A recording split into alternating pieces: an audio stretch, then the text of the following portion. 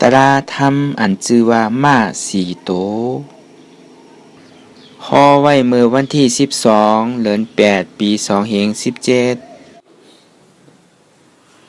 รายการนางอนัตตาวิปัสสนาภาวนาหาหันยอดธรรมอนัตตาไหนอ่อนตัง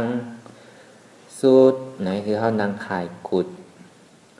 ขากว่าทับต่างขาซ้ายอำนั้นขาซ้ายทับต่างขากว่าก็ไหลมือสองคอนต่างตักก็ยาวไหนไว้ตัวเฮาซื่อๆอย่าไปงอป้นยาวก็อย่าไปเค็งป้นสั่งว่าเฮางอป้นไหนมันใครรับใครนอนไหนที่นางไม่ตาใครเข้าไปถึงเฮาใครรับชุดนอนไหนก็ได้บ่เค็งป้นนะครับจังใกล้สั่นใกล้ห้องใกล้ไห้ใครห้องใครไห้การวิปัสสนาอันว่านั้นมันเป็นการหาปัจจุบันพองยามเหลียวเตียนเฮาไหลถ่อมไหลยินตีอันเฮาไหลหันเตียนเฮาไหลลมเตียนเฮาไหลแหลมใดตุ้มเตอร์ไหลหับอารมณ์ในจองดีว่าปิดหูปิดตาปิดหูหลังปิดศพปิดโตอย่าก็เปิดใจอันนึงเปิงเดียวเนี่ยก็ในพอกับจ้อยถึงเสียงเนี่ยมันดิหาตั้งพิษเปิ่นกะหันทางพอเฮาใกล้รับก็เฮาใกล้มื้นตาเนี่ยเฮาดิกะหันตั้งพิษเปิ่นเหมือนเฮายินเสียงเปิ้นเปิ้นอะเปิ้นฮักที่ไหนเนี่ยก็เฮาดิกะเมียนเปิ้นก็ในเสียงบรรดาดมาเนี่ยมันเป็นสภาวะธรรมของไปของมันจังหวะธรรมเนี่ยมันเป็นอะไรกูเจอกูลองก็แปลว่าวิปัสสนาเนี่ยมันด่างของที่อ่ำดีที่อยู่ในตัวในใจเฮานั่นนะคือได้มันดีหมดใสสะอาดนะคือได้มันดีเข้ากว่าลมๆง่ายๆเนี่ยมันดีล่างไปได้ๆของที่มันดีอยู่ในเนื้อในตัวเฮานั่นจองดีว่าคือเปิดใจเนี่ยเพราะเขาเปิดใจเนี่ยเขาโดดตัดใจอันเดียวกันจองดีว่าการวิปัสสนาเนี่ยมันเป็นการหาปัจจุบันของยามเหลียวมันใจการดองตั้งหลังมันใจการดองตั้งหน้าการนำน้ำไหนเพราะเขามันนางยาวไหนเมื่อเข้าไปหันทุกข้าเมื่อเข้าไปหันเวทนาเมื่อเข้าไปหันตราตัวนั่นไหนคือตัวลมถอยใจอ่อนตั้งถอยใจเข้าป่องว่าเกิดถอยใจออกป่องว่าตายเกิดตายเกิดตายเนี่ยอันนั้นก็เป็นดูป้องป่องว่าเกิดแวบป่องว่าตายป้องเกิดแวบตายเนี่ยดีได้แต่มันเป็นก้ามมันเลียวกันเซ็งๆมันเป็นสะพอของอนิจจาสะพอเป็นดูอันนี้มันเป็นเหตุหักเงาตีเหตุเธอมันเป็นทุกขะพอมันรู้มันก็เป็นทุกขะพอมันเป็นเนี่ยก็มันทุกขะป่องว่าสังว่ามันเกิดยาวเนี่ยก็มันโดดทุกขะสังว่ามันตายยาวเนี่ยก็มันโดดทุกขะก็แปลว่ายังโดดอะไรตายอะไรเกิดอยู่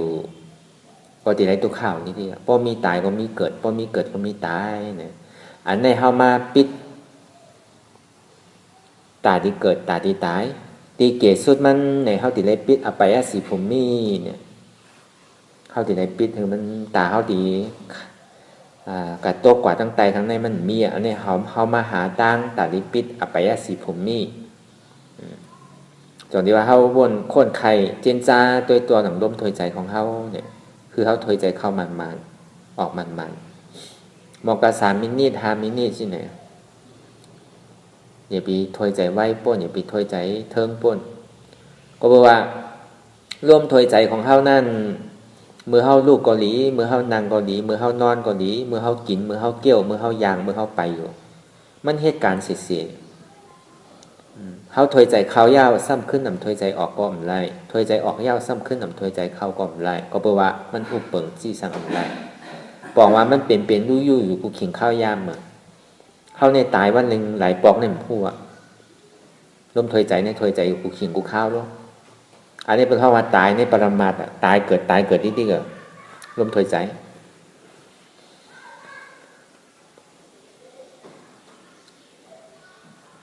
ก็ในพอมาอยากยังมา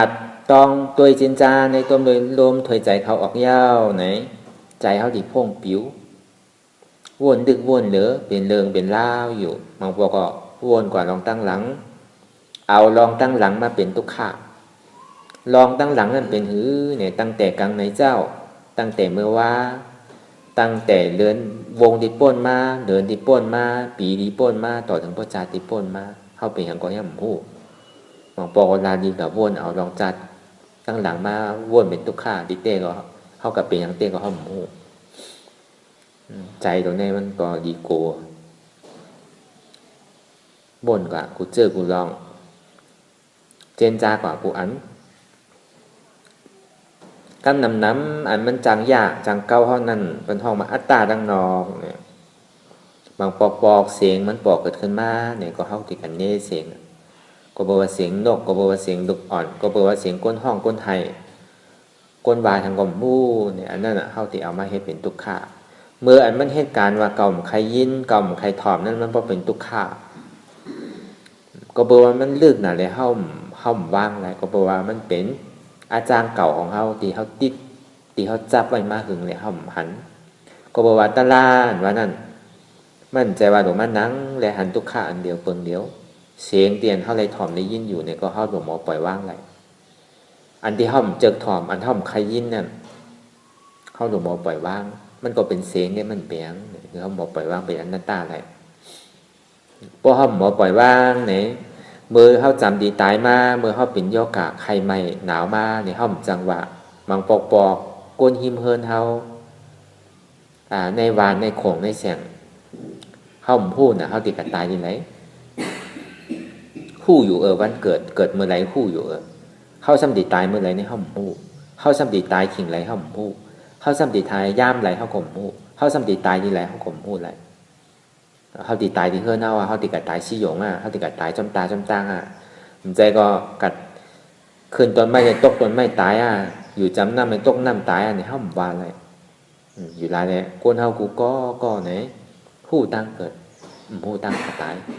เกิดเมื่อไรนี่ผู้อยู่ไรเลยพอเมื่อขิงข้าวยามนั่นมาไหนเสียงนี่มันดีมากกูเจอกูลองบางปอกก็เสียงนกเสียงหนูบางปอกก็เสียงก้นให้บางปอกก็เสียงลูกอ่อนให้บางปอกก็เสียงเพ่งเสียงกว้างเสียงนี่มันติดมายามาเกาดีๆก็ในพอเขามาพึกไว้เนี่ยพอเขามายินเสียงหลายเจอหลายลองยาวไหนให้เขาใจสุกสักใจหมีใจหกใจให้อันเมื่อมันสุกสักใจหกใจให้ใจหมีก็มันเป็นทุกข้าวนะก็แปลว่าเสียงในให้คือเก่าเป็นทุกข้าทุกข้านั่นก็อุปเปิงอำไรหนังเก่าเป็นอนัตตาเนี่ยอันนี้ก็เขาซ้ำขึ้นเอาเฮตตาลาก็ไรอยู่อันที่เขานางหันเจ็บเนี่ยก็แค่นลีอันนั้นตาลาเนี่ยพอมันติดไรมาเนี่ยมันจังหวะบางปองเนี่ยมันก็เสียงเนี่ยก็มันก็หมดจอยเขาจังเป็นตาลาเขาอยู่อันที่เขาเจออันที่เขาใครถอมนั่นน่ะมันจังเป็นแสงดีที่เขาพวกเขาหมอเอาอยู่ไรเลยในอายตนะทั้งหมดทั้งเสียงนั่นเนี่ยบางปอกว่ามันมายาลองเสียงบางปอกว่ามันมายาลองห่างบางปอกว่ามันมายาลองกลิ่นบางปอกว่ามันมายาลองอายสะบางปอกว่ามันมายาลองตุ้มเตอร์ตัวเขาบางปอกว่ามันมายาลองใจอันไรเสียนอันปอกมาเนี่ยคือเขาหมอวางแหละมันจะเจ้าว่ามาเสียว่าเสียงที่อันเท่าไรยินอยู่นั่นก็ใครยินใครยินนั่นอย่าคือมีแบบคือเขาบอกปล่อยว่างเป็นอนัตตาแหละมันก็เป็นเฉพาะเสียงมันมีเสียงก้นใจเสียงมียิ่งเสียงดุอ่อนมันมีเสียงชัดมันมีเฉพาะเสียงมันก็เป็นเสียงอุปเปิงที่สั่งอำไรอำใจเก่าอนัตตาเหมือนหนังหางที่เขาหันอยู่หางก็มันเป็นหางมันหลายหางยิ่งหางใจหางดีหางจ้างนี้มันเป็นหางมันหลายมันอุปเปิงที่สั่งอำไรอำใจเก่าอนัตตาอายรวมเดียนเท่าไรรวมอย่างนั้นก็เจอความหนาเมนหนาอันความหนาเมนหนาในก็อย่าไปคือมันมีแบบคือเขาบอกปล่อยว่าเป็นอนัตตาอะไรก็เพราะว่ามันก็เป็นอายมาหลายกันเพราะเขาไปที่นั่นก็มันก็ยาวเพราะเขาวนมามันหอมเนี่ยเขารวมอยู่ตั้งวันก็มันก็เป็นอะไรของเขาอันใดที่เขาเจอเนี่ยก็คือเขารวมอยู่เสียคือเขากินอยู่เสียคือเขาหั่นอยู่เสียก็เขาหมออิ่มอยู่หลายเรามันกึ้มเมนนั่นก็เพราะอยู่กับอยู่มากหึงกับหึงมากล้มแล้วล้มทางล้มไม่ล้มทางเนี่ยเขาซ้ำจังเจอมากของเน้นนั่นก็มันเป็นเช่นนั้นแต่หนานี่มันอ่อนเฮ็ดโหโทษนากว่าดีๆกันอยู่แล้วเนี่ยเขาตัดแปลกำเดียวว่า อายที่อันเท่าไรรวมอยู่นั่นก็มันก็เป็นอายมันหลายมันมีอายหอมอายเหม็นอันนั้นก็ตัดไปว่าอ๋อมันก็เป็นอนัตตาอุปเปิงจีสังอันไรเหมือนดังเลียนเดียนเท่าไรอายศะวานหนาคมหนาแค้มหนาแค้มเจิกเจิกอันนั้นก็เหมือนกันอ่ะอันวานหนาวานหนานั่นเนี่ยคือมันมีของที่มันวานเนี่ยเขากินอยู่กูวันเขาอิ่มหมดของที่มันหวานเนี่ยเพราะเขาซ้ำกินอยู่กูวันก็ซ้ำหมอเจิกมาอยู่อยู่ลายเลยอันใดเสียอันมันปอกเกิดขึ้นมาเนี่ยอ๋อมันก็กินเบอร์โลอยู่มันจะอยู่โลเบอร์โลกินเนี่ยก็เขาก็ซ้ำตัดอ๋อมันก็เป็นเฉพาะอนัตตาก็เอ้บาไหลอุปเปิงอะไรเหมือนหนังโคเขานุ่งก็เหมือนกันนะโคในหางดีโคในหางจ้าโคในขาวโคในล้ำโคในเขียวอันเขียวกับเจิกอันขาวกับเจิกเนี่ยก็อย่าไปคือมันมีแบบอันเจิกใส่ได้มันเจิกใส่นั่นก็อย่าไปคือมันมีมันก็เป็นโคตาดีอันห่มตาของจ้าของหวยเขาก็เนี่ยคือเขาหมดปล่อยว่างเป็นอนัตตาแหละเพราะเป็นเช่นนั้นเนี่ยก็เลยเพราะเขาว่าเจิกหนาเนี่ยคือเขาใส่กูวันเต็มก็เขาก็ทำเป็นอะไรมันก็ของที่เขาเจิกนั่นซ้ำหมดอิ่มหมดของที่เขาเหมือนเจิกเนี่ยเขาซ้ำพึกใส่อยู่ที่ก็เขาซ้ำหมดเจิกมากอยู่ไรเลยอันไรเสียอันเนี่ยอันเขาเจิกพอใส่ก็ทำหมดอิ่มอันเขาเหมือนเจิกใส่กับใส่มากก็ซ้ำหมดเจิกอยู่ไรเลยมันอุปเปิงที่สั่งอะไรเหมือนหนังอารมณ์ที่เขาห้าบอยู่ใจเตียนเขาห้าบอยู่นั่นเขาเจิกใจน่ะเขาอ่ำเจิกใจเนี่ยก็บอกว่ากูเจอกูลองเนี่ยมันติส่งมาติใจนี่อันเจิกใจเลยอ่ำเจิกใจนั่นก็จะปีคือมันมีแบบเพราะว่ามันเจิกใจเอาเนี่ยก็ในอยู่ๆเพราะมันเจอก็เป็นทุกข์อันมันเจิกใจคือมันเจิกใจอยู่กูขิงก็มันก็สมองอิ่มอันมันเจิกเนี่ยเพราะอยู่ๆกับก็สมองเจิกไม่อยู่รายละเอียดก็มันกึมทุกข์อันว่านั่นก็มันกึมอย่าไปโกมันสุขอันว่านั่นก็อย่าไปโจมมันก็มันกึมอยู่รายอันเสียอันเนี่ยมันกึมเสียอันมันมีร่อนมีแกนร่อนแกนมีแคลเซียมไรเนี่ยอยู่ไรดีมากมันมาเป็นของเก่าเนี่ยมันไรล่าอันที่เขาตุกฆ่าเกิดเจ้าตายเจ้าเกิดเป็นคอกตายคอกเกิดอยู่กูวันเนาะปฏิวัติเด็กก็อยากกินตั้งเหนือลงตั้งใต้อันตอนหนังลมถอยใจของเขาตอนหนังใจของเขายังเป็นอยู่กูขิงกลางในเจ้าเป็นเมียวเป็นเจอหนึ่งกลางวันมาเป็นเจอหนึ่งเมียวหนึ่งกลางตาวันโตมาซ้ำเป็นเมียวหนึ่งคำมาซ้ำเป็นเมียวหนึ่งตอนหนังใจเขาก็ยังอุปเปิงจีสังอะไรจองที่บ้านมันมีอย่างเนี่ยดีเต้มันไหนได้อนัตตาเนี่ยมันเป็นสภาวะของมันอยู่แล้วอ่ะแต่เขายอมรับว่ามันเป็นอนัตตาเขาหยุ่มยำมาเป็นเขาที่ตอนหนังอัตตาทั้งนอกอ่ะลูกเก่าเพิ่นเก่าพอดีว่าเต้เนี่ยมันมีเก่าสีเก่าอ่ะเก่ามีเก่าเป็นเก่าเนี่ยเก่าสีโตเนี่ยที่มันยากเก่าเขาอยู่เก่าเป็นเนี่ยเก่าเป็นแม่เจ้าเพิ่นเก่าเป็นแม่เก่าเป็นโผเก่าเป็นแม่เบิร์นเก่าเป็นแม่เบิร์นเก่าหลุดไรเฮ็ดหลุดไรสร้างป้อมเฮ็ดไรอันนี้เปิดหนึ่งก็ได้เป็นเก่าอันนี้ก็เป็นเก่าเฮ็ดอันหน้าก็เป็นเก่าเฮ็ดสวนนี่ก็เป็นเก่าคุดหน้านี่ก็เป็นเก่าคุดน้ำนี่ก็เป็นเก่าคุดเก่าเฮ็ดป้อมมีเก่ามีเย้าเนี่ยอันนี้เก่าทั้งตรงมีเก่าเนี่ย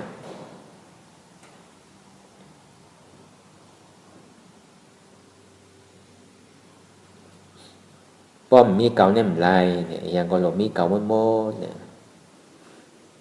ก็ในสัมมาเนี่ยเก่ามีเนี่ยเก่ามีโหเนี่ยเก่ามีขาเก่ามีมือเก่ามีตีนเก่ามีโตเก่ามีเอ็นเก่ามีเลือดเก่ามีหนูเนี่ยมันก็เป็นเก่าสีโตเนี่ยที่มันยากเก่าอยู่กูขิงข้าวยากขึ้นอ่ำลือเนี่ยเข้าหลงมาเอาเก่าตัวนี้ออกเตียนมันเฮ็ดให้เขาคืนยาวลงยาวคืนตายยาวเกิดยาวตายเนี่ยอ่ำสุดอ่ำเซงเป็นคอกตายคอกเกิดอยู่ที่เนี่ยเหมือนหนังโลกกำพร้าวเนี่ยในหลุมพร้าวในโลกหลุมพร้าวเนี่ยเป็นที่ป่าเหี่ยวเขาหมดอันใดที่มันใจป่าเหี่ยวเขาเนี่ยมันมีกองลูกเขาเนี่ยกองสูงเนอเสลอยวีปงล่ากองสูงเดอเสลอยหินเสาเมือง อันเขาตายเอาเกิดตายเอาเกิดนั่นอยู่หลายเขาโดนเลยมาฮู้จักเขาเฮตาลาเนี่ยอยู่หลายเนี่ยมันจังกะยากูเจอกูลองมันมากกูอันเนี่ยทุกค่าเนี่ยพอเขาว่างอะไรเนี่ยก็เป็นอนัตตาพอว่างอะไรก็เป็นอัตตาจริงๆเป็นเก่าจริงๆ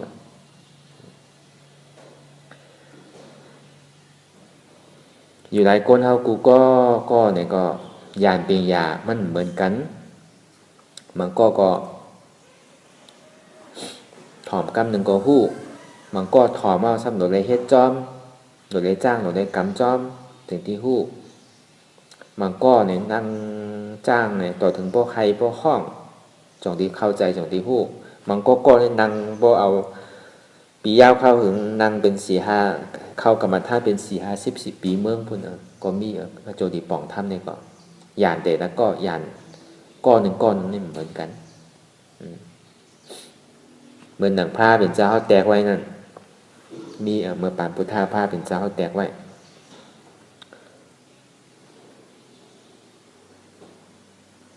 นายสารถีเนี่ยมันเป็นโกนดีเลี้ยงมากกัดแขนนะเลี้ยงมากในกัดแขนนะ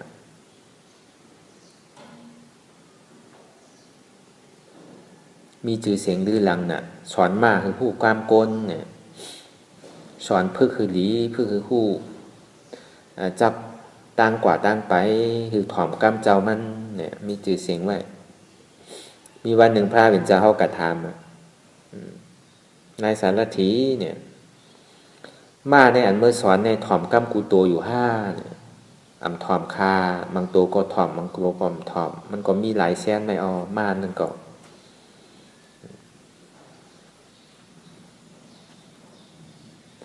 มาบางตัวในเนี่ยว่า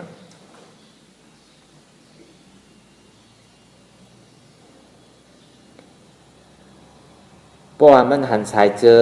หาดิแพทย์มันบ่ฮู้ตัวมันบ่ฮู้ตัวก็มันก็บ่แลนเนาะมาบางตัวนี่เพราะว่าเมียวแลดเนี่ยย่ำไปตันพัดหันเงาสายเจอไงหันเงาอันค่อนมันดิพาดก็เจ้ามันว่าซื่อคือก็กว่าว่ายกตีนเนี่ยก็ยกมือเนี่ยยกกว่าเนี่ยก็กว่าว่าอันนี้มาหนึ่งตัวมาทางตัวนั่นเอาสายเจอหงาหันก้องเงาก็ตักเสียงสังห้องใส่ก็บ่อย่างเนี่ยก็ได้ซ้ำเอาพาดปันหนังมันพาดปันโคนมันปลอกมันจึงดีฮู้ว่าโอ้ปกติกว่าเนี่ยมันดิปอกก็ตายเอาเนี่ยมันจึงดีถอมกำเจ้ามันว่าอันนี้มาที่2มาที่3ครับเอาสายเจิงหงาก่อมกว่าห้องก่อมกว่าพาดอันขนบ่หลวนก่อมนึงต้องพาดต่อถึง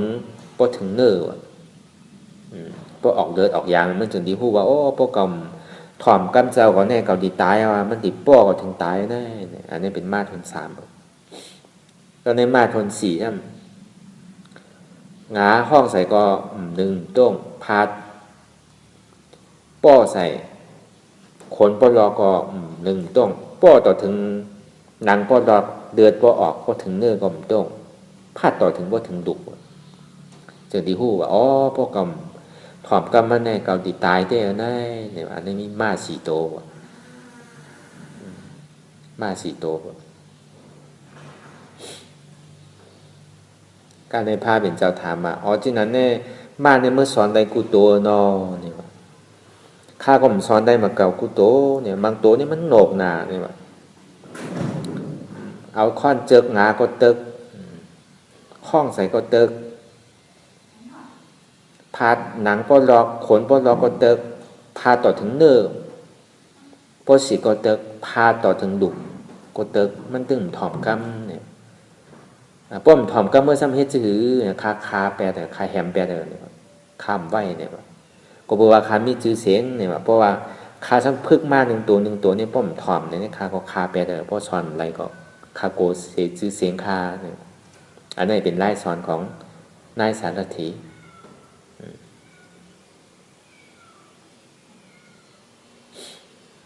การในมันสำคัญถามพระเป็นเจ้าเขารู้นี่ว่าไรจือว่าเจ้าเขาเป็นก็ธรรมะเป็นกูก็ผู้ก็หัน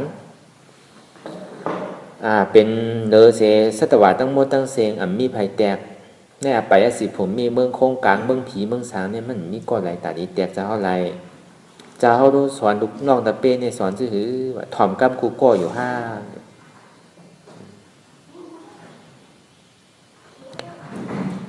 คนอันตะเป้เขาก็สอนเหมือนหนังสู่สอนเนี่ยเหมือนกันนะบางเจ้าบางป้าพวกเขาก็เขาลาดกว่าอีกนึงเขาย่ำตั้นจ้างกำเนี่ยก็เขาก็ปองกำเหนียวคำหลวมันดังหันทุกข้าเขาก็ปองกำเหนียว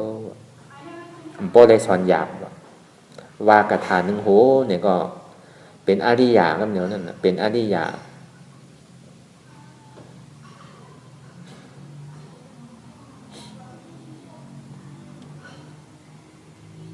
เป็นอริยะเป็นปฏิวัติก็ต่อถึงว่าเป็นยะหันตะนะบางเจ้าเนี่ยก็ถ่อมเย้าถ่อมแม่บ้วนจ้อมถ่อมแม่บ้วนจ้อมแม่เนี่ยจะดีไรวะอันนี้เป็นก้อทุนสองก้อทุนสามใช่ไหมถ่อมก็ถ่อมว่นก็ว่นเฮ็ดก็เฮ็ดเนี่ยวะปฏิวัติก็ปฏิวัติกว่านั้นตึงถ่อมแม่ตึงว่นเนี่ยอย่างก็ตึงเฮ็ดจอมเนี่ยเหมือนอย่างเข้ามาถ่อมมาเร็วเนี่ยเฮ็ดจริงนั้นในจังดีไรกว่าเนี่ยทางเจ้าทนสีช่ำถ่อมก็ถ่อมว่นก็ว่นเฮ็ดก็เฮ็ดเมื่ออยู่ในนั้นเนี่ยมันไหลมันซ้ำปอกกับคัดใจอยู่ที่ไหนก็เฮ็ดอยู่ติ๊กติ๊กบา10 ปีบา20 ปีก็เฮ็ดกว่าติ๊กติ๊กก็ซ้ำบ่ไหลอยู่เหมือนหนังเจ้าสีว่าเนี่ยเจ้ามหาสีว่าเป็นเสียกรรมฐานดงสอนลูกน้องตะเป้เป็นยาหันตาหมดตอนหนังตัวมันเจ้าแน่ที่หือเนี่ยมีตะเป้มันดีเป็นยาหันตามันหูใจก้นหูใจก็เนี่ยมันมาตัวสลามันน่ะสลาเขาเนี่ยไรมากไรผมไรเตอกับมูเนาะเนี่ยมันสมบูรณ์ตัวย่ำไปไรเตอรู้ยังตึงปิดพุทธส่วนอยู่รู้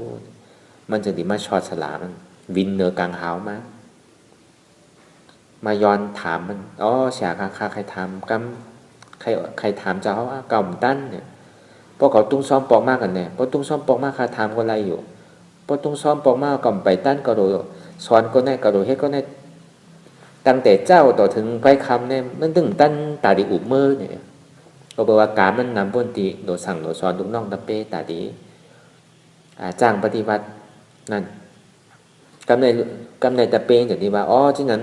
พอตายก็จะเขาติ่มตั้นตายเนี่ยจนนี้ตกใจเตี๋ยแน่เนี่ยเจ้าเฮ็ดตันเนี่ยเจ้าเขาย่ำไปไรฮะกลุ่มการสอนมันอยู่ที่คือเป็นไรไงตัวเจ้าย่ำไรตกใจเตี๋ยแน่ก่อมไรได้รู้มันหูใจเขาตันแน่เนี่ยพอยาวก็ตะเป้งก็ซ้ำบินสานขึ้นกับสานบินกว่าปอกขึ้นมันถึงนี้เกิดของตลาดเนี่ยมันหยับก็ว่าจ้างบอก2-3 วันก็ไรอันนี้หมาหน้าใหญ่นะคนบางปองมีตังคู่น้ำในหมาหน้ามันใหญ่พอเป็นเช่นนั้นจ้างเนี่ย45 ปีจังดีไรจำตีตายว่าจังดีไรอันนี้เป็นก้อนทนสีเหมือนหนังม้า4 โต๊ะนึงก็ในมันสามารถขึ้นถามซื่อเนี่ยจะเขารู้เนี่ยว่าจะเขาสอนก้นกูก็เนี่ยช็อตไรกูก็ค่ะเนี่ยมันก็มไรเนี่ยว่าป้อมไรรู้เนี่ยเจ้าสำเพ็จซื่อเนี่ยเกาก็แหมแปดเกาก็คาแปดเจ้าสำเป็นถึงห้องมาเป็นสมณะสำเป็นถึงโกตมาเป็นห้องจือว่าเป็นสมมาสัมพุทธะเจ้าสำแหมก้นสำสอนให้เปิ้น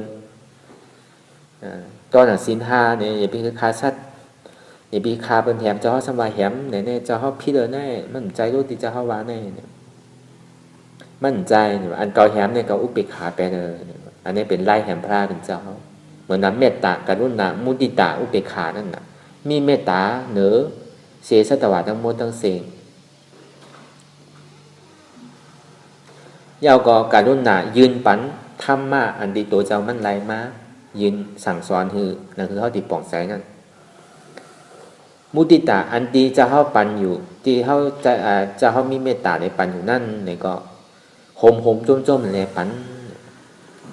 ใจว่าคิดถี่คิดเดียวเลยว่ากูเป็นผู้ลอง รายจ้างรายกรรมเนี่ยปันเนี่ยใจเหมือนว่าโหมช่มอย่างไรปันลูกหักมันจะว่าเป็นที่นั่นกูสู่กูก็ที่เป็นอริยาเขาเจ้าก็ในเพราะว่ามีเมตตาปัญญายืนปัญญาโหมโจมปัญญาเนี่ยซ้ำเอาเนี่ยก็อุเบกขาไปละเพราะเดือกรรมถอมกรรมเก่าเฮ็ดจอมกรรมเก่าเนี่ยก็กรรมตัวก็กรรมสอนกรรมว่าเนี่ยเป็นอุเบกขาอยู่หลายเมตตาการุณามุติตาอุเบกขาเก่าสอนเนี่ยที่ไหนเนี่ยอันนี้เป็นลายนี้พระเป็นเจ้าสอน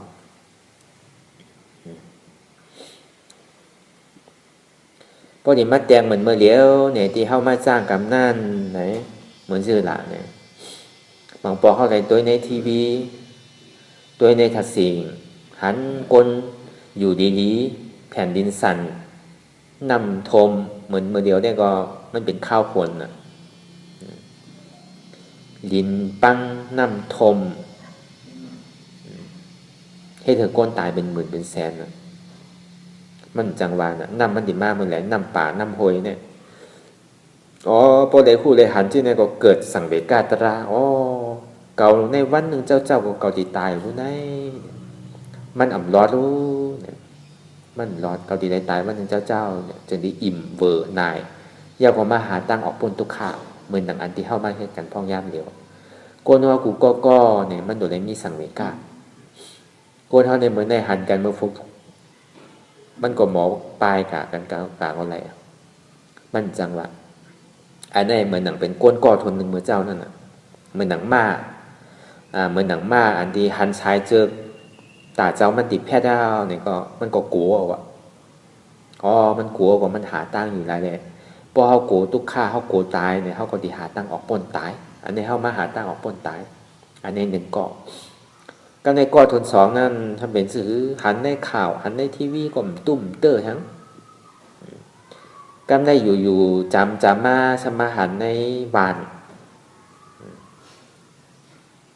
หันในในวานมันจำมาคนในวานเขาก็เปิ้นก็ตายแล้วนะเก่าก็เป้ก็ตาย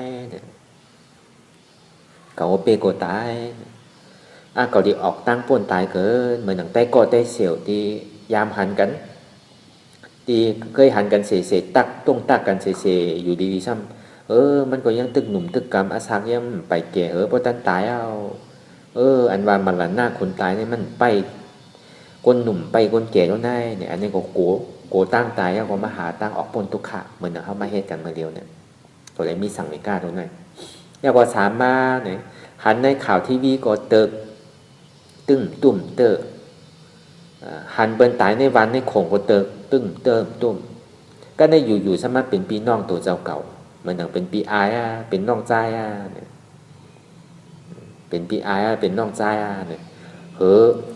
ตอนนั้นน้องใจเก่าเนี่ยยังหนุ่มเลยเก่าอยู่มันบ่ตายกว่าเย้าเก่าเป้ดีโก้เก่าใครตายเก่าโดดหาตั้งออกปนทุกข้าหาตั้งออกปนตายเนี่ยอันนี้เป็นก่อกลที่สามแล้วก็มาหาตั้งออกปนตายเหมือนเขามาเห็นกันพ้องยามเหลียวกับในก่อที่สี่จะเหมือนหนังหือเวลาเนี่ยหันข่าวหันเงาในทีวีในทัศสิงกล่อมตุ้มเตอร์หันในวันในโขงบนตายกล่อมตุ้มเตอร์สั่นค้อนยังหันปีนอกตัวเจ้าเก่าก็ตุ้มเติมสั่นค้อนยังก็ได้อยู่มาหันในเฮือนเจ้าเก่ามาหันดุกเจ้าเก่าเมียเจ้าเก่าอยู่ดีๆดุกตัวเจ้าเก่าตายก่อนอยู่ดีๆเมียเจ้าเก่าตายก่อนอันที่เขาหักเลยเปิ้ลเป้ดีโกเนาะตอนนั้นเขาถังว่าเขาตีตายมันตั้งเขาสามารถตายมันตั้งเขาเนี่ยมันอย่างโผเขาตายก่อนตั้งเขาว่าดูเขาตายก่อนตั้งเขาว่าที่ไหนวันหนึ่งเจ้าก็เกาตีตายแล้วนะเป้ดีโกก็ใครหาตั้งออกป้นตายนาเนี่ยอันนี้เป็นห้องก้นก้อนที่สี่แล้วก็มาหาตั้งออกป้นตายเหมือนเขามาเห็นพ่องยามเหลียวเนี่ยก็ในก้นก้อนที่หายทำเป็นชื่อละเนี่ยหันข่าวก็เติกหันก้นในวันตายก็เติกหันปีหันน้องตายก็เติกหันลูกหันเมียหันปอหันเมตายก็ตึ้งหูจังนั่นน่ะกลุ่มกายกินเหล้ากินแป้งอยู่ในหอในเฮือนเขามีคนดูคนตายก็ ทางว่าดีเงาดีสังแหซ้ำหู้สังแหน้ำตาก่อมตกกลุ่มกาหุ้นห้าห้องเพลงห้องความกินเหล้ากินแป้งอาบมันดิ่มตายไว้ดูอันนี้เป็นก้นโหนกเอามันก็มีสินะโกนเท่ากูก็เนี่ยอยู่หลายอย่างเท่านึงก็เนี่ยมันเหมือนกันมันยาวแต่ว่าหยานไผมันดิเหมือนม้าตัวไหลมันดิเหมือนเจ้ายาตาเอาสู่ไหลตีเกศส่วนมันเนี่ยเขาคือเหมือนก้อที่สี่ก็ยังดีเขาเหมือนก้อทน3ทน2ทน1ไรเนี่ยก็บอกว่าหยานเท่าเนี่ยมังปอกเนี่ยมันไพ่เพราะแต่นั้นมังก็หยานไพ่ก็ถ่อมด้วยก็เข้าใจเอาพอเฮติก็เข้าตีไรอยู่ไรมังก็เนี่ยพอมาปฏิวัติเนี่ยหลบปฏิวัติน้ำมาปฏิวัติ2-3 วันเนี่ยก็ไรกับเขาเดี๋ยวก็มีก็บอกว่าหยานเขาไว้น่ะเขามีสังเวก้าไว้สังเวก้าตะล่าไว้โกตายมันมีการโกตายไว้ใครออกตั้งป้นตายเนี่ยก็ในพวกโกตายถ้าหาตั้งออกป้นตายนั่นก็ทำใจเหมือนกับโกตายตัวเจ้ากล่อมอยู่ดีโดกายาเมืองในยาเมืองนายาที่ในมันดีเนี่ยก็แดนกว่ายาตั้งในดีเนี่ยก็แดนกว่าอันนั้นมันใจโกตายเนี่ยนั้นเป็นใจอันนั้นปองว่าโกตายยังใครภาวะได้ดีเฮ็ดกู้โสตั้งนี้ป้อมเฮ็ดก้ามป้อก็ตายกับมันติ่มกาจ้อมเก้าตาหน้าก็มีศีลาก็มีภาวนาก็มีตัวเฮ็ดไว้ก็เฮ็ดไว้น้ำเนี่ยมันดีกว่าจ้อมเก้าอันนี้ห้องว่าโกตายพิษเหมือนนั้นยังใครภาวะอันโกตายถูกนั่นเหมือนเขามาเฮ็ดกันเนี่ยเหมือนมาปฏิวัติกันเนี่ยพอโกตายเนี่ยเราหาตั้งออกป้นตายพอหาตั้งออกป้นตายเขาก็เข้าตีไรป้นตั้งตายเนี่ยอยู่ไรเนี่ยเมื่อเข้าตีตายเนี่ยเมื่อเข้าคู่วันเกิดเท่าคู่วันตายเนี่ยเสียงก็ดียังก็ดีที่เจ้าว่ามาเสียงนั่นเสียงห่างอายอายศาสตร์ตัวเข้าใจเข้าเนี่ยมันมาตั้งไรก็เข้าถูกมองปล่อยว่างเป็นอนัตตาอะไรก็แปลว่าพอเขาติดตายมากเนี่ยได้เขาจังหวะบางบอกพอเขาตึกอาชบตึกเอาใจอยู่เนี่ยเปิ้นเปิดเพลงเสียงดังไว้ในใจเขาติให้พอเขาหมอแยกเขาหมอแบ่งมันก็เป็นซัพพอร์ตเสียงแค่กำปอยาวๆของมันติหายอยู่เนี่ยพอเขาหมอปล่อยว่างไรเนี่ยมันก็เป็นอนัตตาพอเขาหมอปล่อยว่างที่ไหนไรเนี่ยก็เขาก็เป็นพุทธศาสนาอยู่หลายพุทธศาสนาในโดยไรมีหมักตาสมาธิที่หันสัง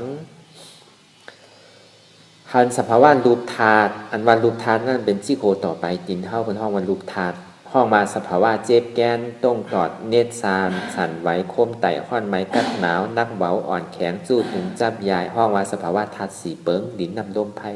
เตียนมันให้ทางสามป๋องเรียกนายไข่อยู่เป็นสังขาราอับคือดำดื้อพอมาหยอกแกบเด็กๆก็หันเจ็บเนี่ยเพราะว่าใจหันเจ็บนั่นมันเป็นการมันคือมันเหตุการณ์มันเขาอย่าไปกัดตัวอย่าไปกัดสั่งอย่าไปกัดจอมอย่าไปกัดจอมขาจอมมือมาดีอันใจหู้ติ๊กอันนี้ห้องว่าหันเจ็บก็ในหู้เจ็บอันหู้เจ็บมีติไหลเนี่ยอันนี้เป็นใจหู้อันที่มันเจ็บอันที่มันแกนมันโต่งมันแสบมันข้อเนี่ยมันมีที่ขามันมีที่มือมันมีที่โหเพราะตัวเขาการดึกๆมันมีดีใจอันหู้มาเนี่ยมันเกี่ยวกับลองใจมึงหมดกับกายเลยลองใจมึงหมดหู้ยาว่าอันตุกข้าเต้ๆมันมีดีใจห้องวันหนามทับห้องวันวิญญาณใจวิญญาณห้องวันเป็นสมุทัยเสียจากเอาใจอันเมื่อเจ้าที่เป็นเจ็บนั่นเนี่ยอันที่วันรูปทานนั่นห้องวันตุกข้าเสียจากทุกขาดิมิเตเป็นผลเป็นอโจไปมันจะอจองมันเข้าหลวหาอจองเหตุทางเงาอจองทุกขาเหตุทางเงาอจองทุกขามันอยู่ที่มันนอวิญญาณอยู่ที่ใจหู้อันเท่าใครถอมใครเย็นอันเท่าใครหันนั้นมันส่งมาที่ใจยี่ที่เข้าแบบตัดอะไรที่ใจเนี่ยทำใจเก่าวามอะไรอนัตตาเนี่ยเอาในตัดทีเดียวอันนี้ห้องว่าหมักตาสมาธิที่หันเจ็บหู้ว่าเจ็บมีดีไหลเป็นหมักตาสมาธิที่หันหมานแม่เนี่ยก็ในหมักตาสมาสังกัปปะซ้ำยอมหับทุกขาเป็นห้องว่าทุกขามันปอกเกิดขึ้นมาเป็นห้องว่าใจเวทนาใจทุกขาใจหับทุกขาเป็นเวทนาพอในเสจสีป้าก็ห้องว่ามักกะเสจหับมาก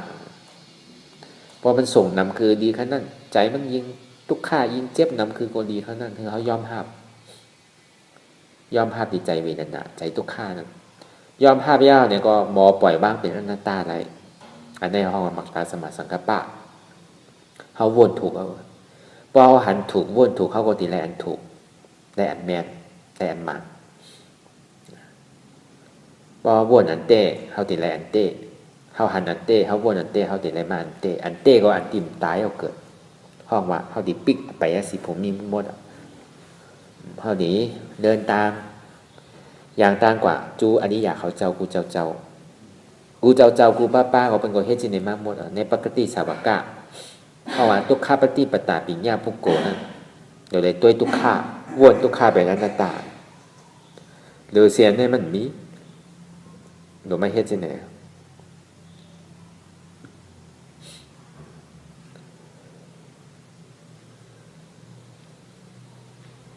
ก็บอกว่ากวนสองก็อันเมื่อเจ้านั้นประทอมมหาสาวกะอัคราสาวกะอันถ่อมเนี่ยก็ไล่คำเดียวนั่นเปิดมีเจอมีพันอันถ่อมแม้ซ้ำบ้วนเนี่ยถ่อมแม้ซ้ำบ้วนเนี่ยจึงดีไล่อันนั้นก็เปิดมีเจอมีพันเป็นมหาสาวกะอัคราสาวกะเหมือนนะเฮาห้าเนี่ยถ่อมก็โดดถ่อมบ้วนก็โดดบ้วนอันนั้นเข้าใจโดดถามถ่อมก็โดดถ่อมบ้วนก็โดดบ้วนจ้างก็โดดจ้างครับมันก็ดีไรยาวก็สีเนี่ยก็ทอมก็ทอมว่วนก็ว่วนจ้างก็จ้างครับเอาตัวเอาใจเขาแลกเอาก็เดี๋ยวอีวิโกตายเพราะฉะนั้นก็มันดีไรไรเมินในเนี่ยก็ดีไรเมินหน้าเดินหน้าปีหน้าจาดหน้าดีไรอยู่ไรมันซุ้มเข้ามาเห็นเนี่ยแมทก็อย่าไปฮือซุ้มตื้นในอธิษฐานเขาในข้าวตั้ง2 ชั่วโมงในอย่าไปฮือมันดูอย่าไปหนึ่งอย่าไปต้งสมาธิตั้งมันพอเขาหนึ่งเขาต้งก็เขาซุ้มพอเขาหนึ่งเขาต้งเขาซุ้มป้วนกว่าแค่ดี1 วันพอเขาเหมือนเขายามนั่งเขาโตขึ้นนิดๆพอเขายอมลงในปองว่าเขาซุ้มพอเขาโตขึ้นในปองว่าเขาแมทเอาก็ในพอมายอเด็กๆก็หันในหู้หันสังหันทุกข้าหู้ว่าทุกข้าเป็นอนัตตาหันสังหันเจ็บหู้ว่าเจ็บในเป็นอนัตตามี2 เปิงเลยก็ในพอยอแก็บกว่านั้นเนี่ยมันดิหันอัตตาหันเก่าอันเดียวหันเจ็บเปิงเดียวไงบินใช่ก็เจ็บบินกว่าก็เจ็บหน้าก็เจ็บหลังก็เจ็บบ้วนก่อนทั้งไหนก็หันเจ็บอันเดียวอันนั้นเอาหน้าตาติมันจำอ่ะบ่หันเช่นนั้นอย่ามีโกมันใครเป็นหรือเป็นโกนเนี่ยมันตายอัตตามันติดตายไป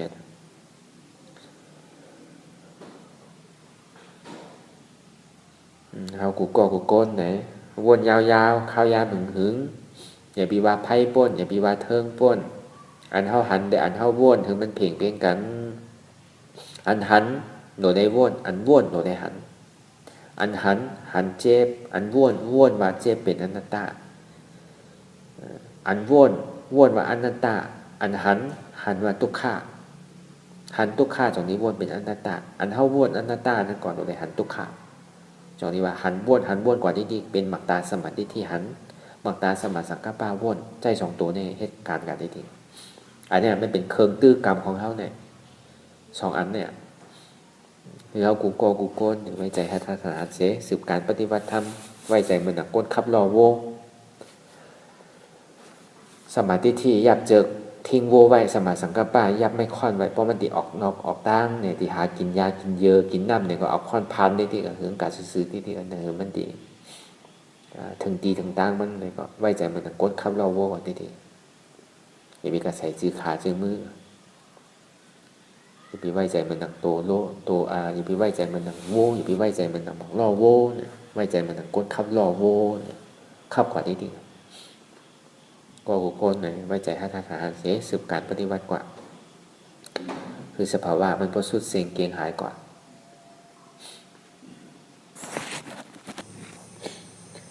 อ่ำโต้งอ่ำหนึ่งอ่ำค่ายอ่ำลายอ่ำพื้นอ่ำมึนตาอย่าปัน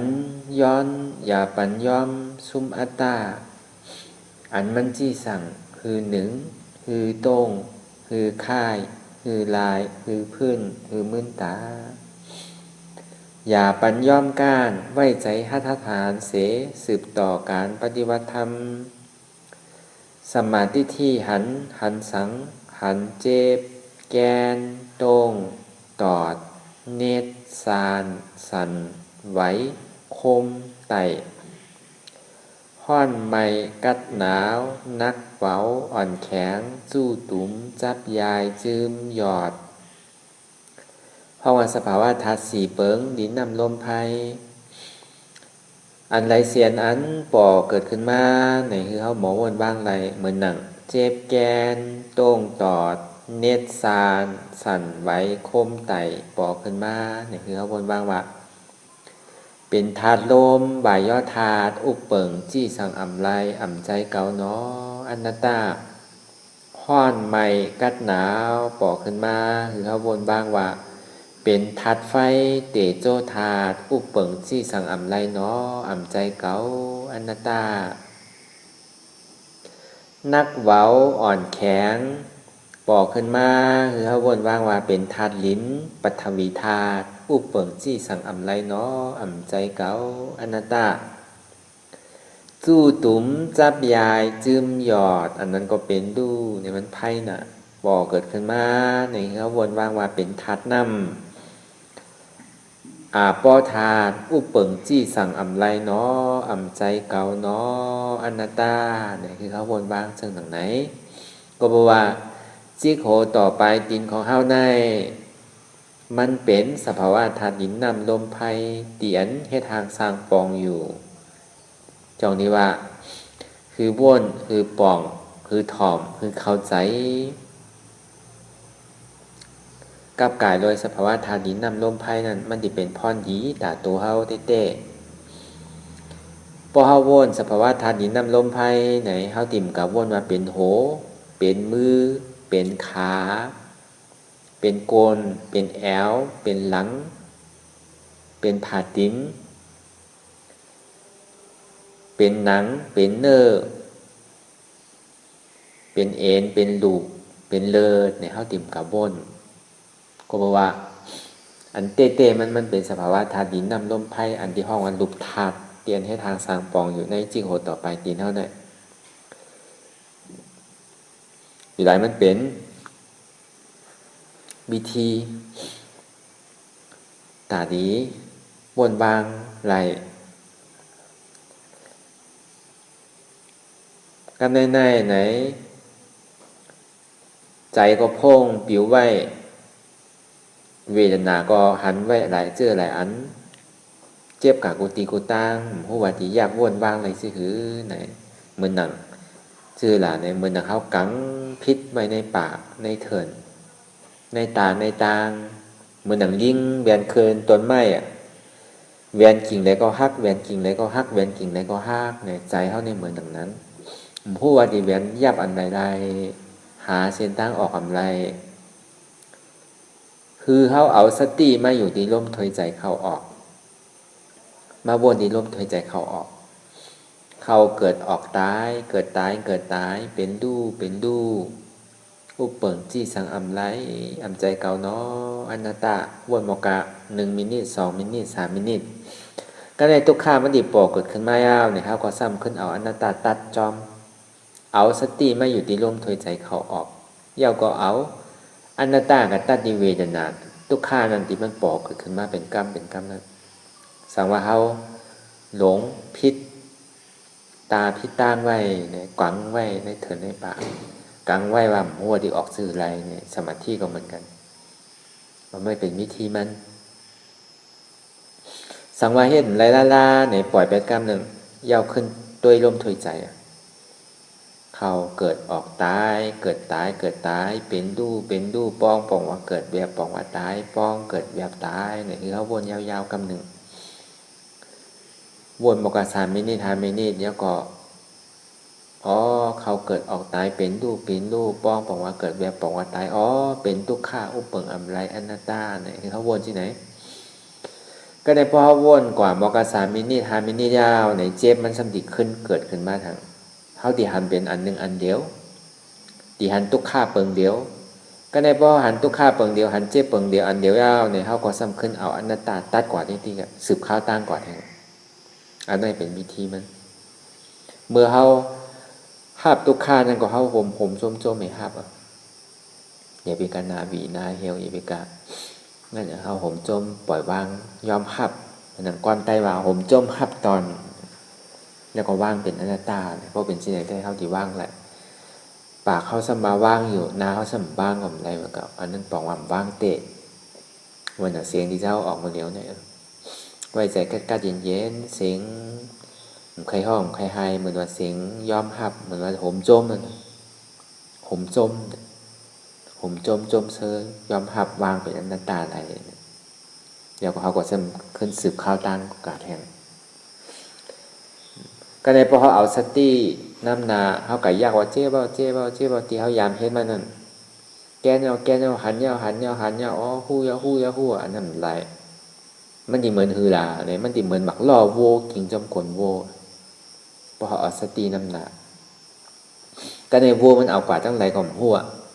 หมักล่อเนี่ยกับตกหูตกกลมตกตาเนี่ยเขาก่อมหูไรอันตรายอยู่แล้วพอมันห้าวแห้งขึ้นเจ็บมันติดสันมันตีห้องมันไขว่าชื่อว่ากับมดอ่ะพอเอาสติน้ำหนักอันตรายทีหนึ่งก็ในอันตรายที่สองทำสมาธิอันตรายทีหนึ่งเมื่อเจ้านั้นเขาว้วนเขาหันเตะเขาเอาหน้าต่างว่ากับที่เขาสัมผัสอันเตะใครมันเย่าใครมันหายอันนั้นไหลมันดีเหมือนหมักล่อโวกิ่งจอมกลโวก็ในเขาสัมผัสอยู่เขาบ่นหันอยู่ทุกข้าหันอยู่ใจพ่งปิ้วหันอยู่เสียงที่เขาใครถ่อมใครยินก็เลยถ่อมเลยยินอยู่ติ๊กหันอยู่เขาสัมบ่นตัดเป็นอนัตตาเลยเขาสัมเอาว่าอ๋ออันนี้ก็เป็นทุกข้าอุปเปิงอะไรเนาะอ่ำใจเขาอนัตตาติเต้มันหนูว่นที่ไหนเขาสัมหมอว่นเขาสัมปล่อยคือมันเป็นเช่นนั้นเขาว่าสมาธินำนาเหมือนหนังพอยินเสียงมาอย่างมาตุ้มเตยเอ็นหนึ่งก็เฮ็ดตกใจง่ายอันที่เขาใกล้ตกใจเนี่ยอันนั้นเป็นสมาธินำนาใจก็ใครรับใครนอนกว่าม.5 สุ่มเป็ดมันเหมือนหนังฮือลามันเหมือนหนังโวเมื่อเจ้าเอาสติน้ำนาเนี่ยเหมือนหนังบักล่อโวก็ได้เอาสมาธิน้ำนาเฮาหันอยู่ข้างบนนั่นเหมือนหนังโตโวก็ได้เพราะมันกาหันยาเขียวยาวมันใครเวกินยาเขียวก็ได้ก็ได้เพราะกาหันน้ำเอาใครเวกินน้ำมันถึงอีปอกตั้งอ่านก่อนอันนี้เขาว่าสมาธิน้ำหนัก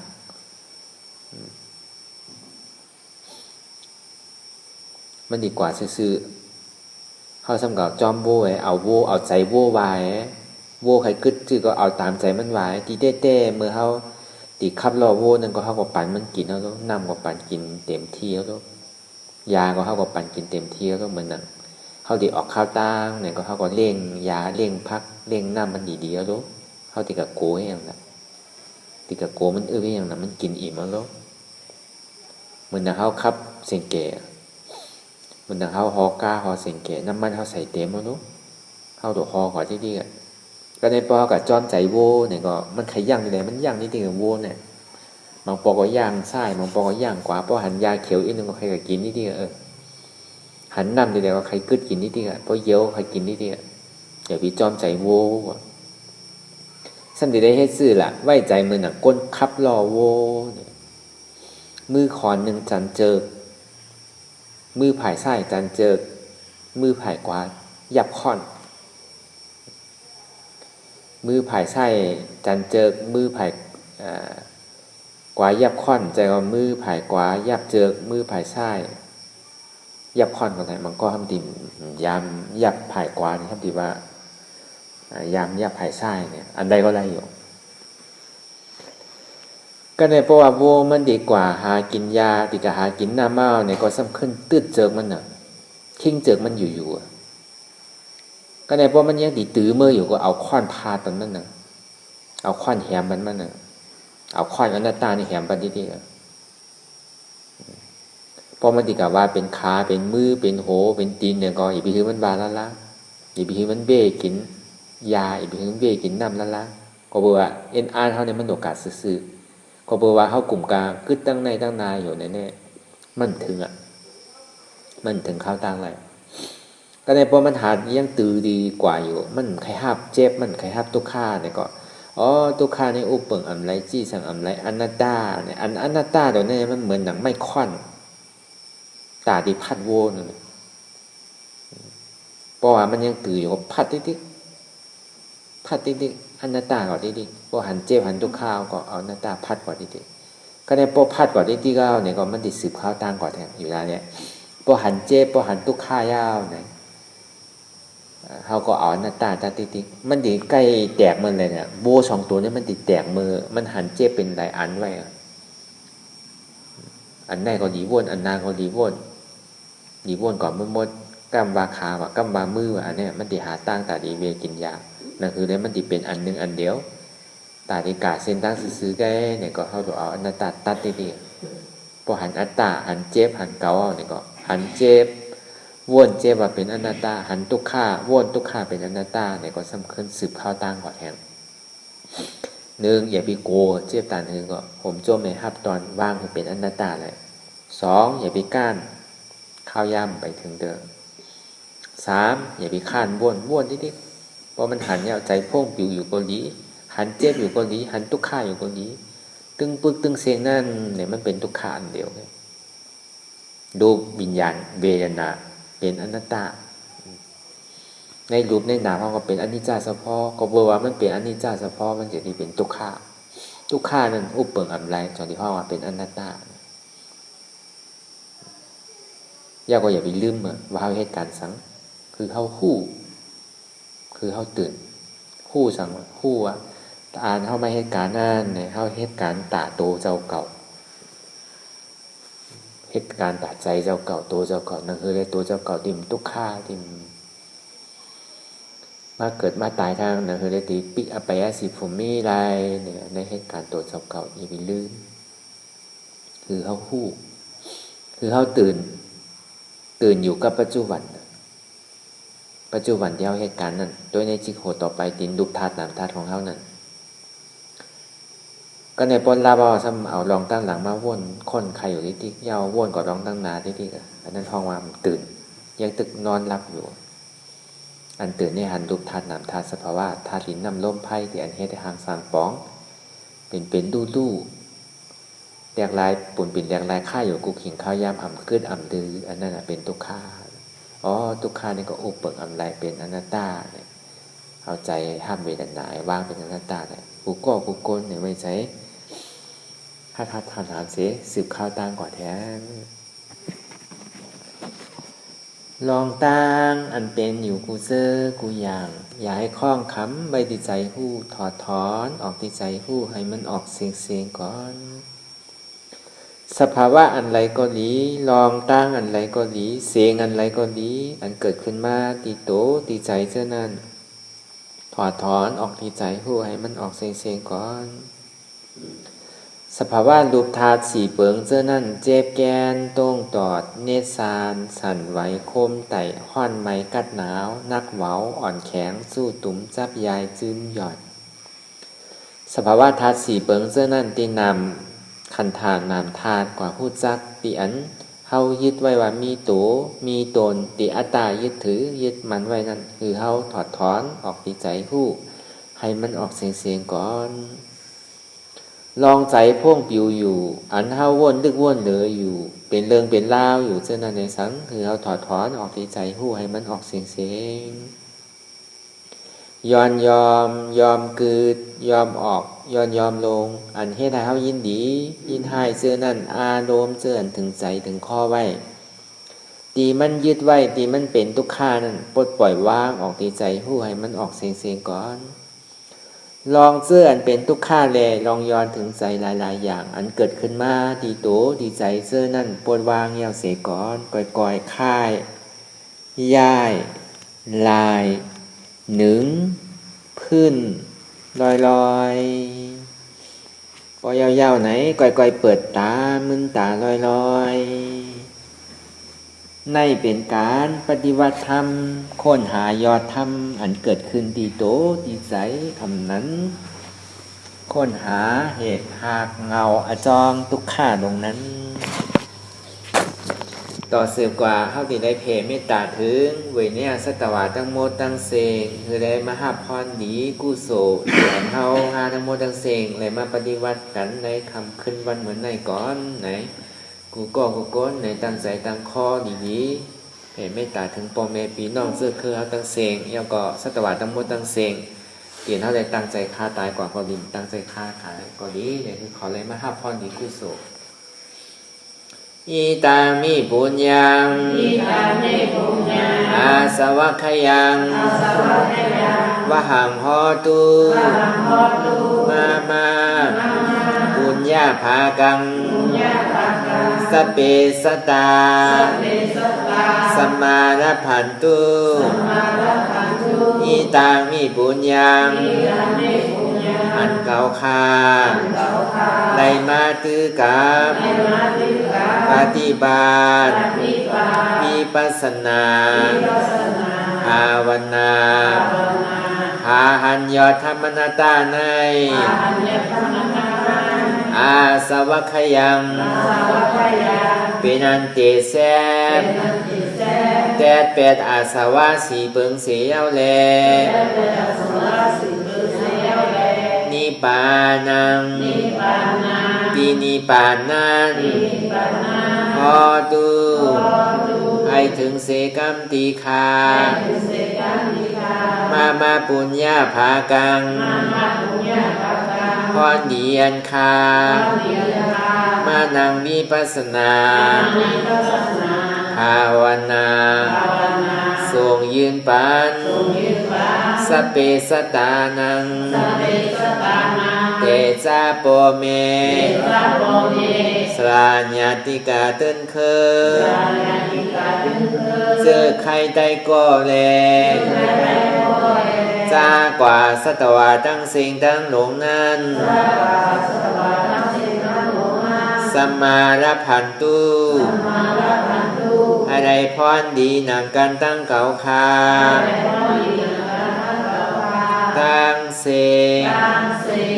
กัมติคาโนสาธุสาธุสาธุ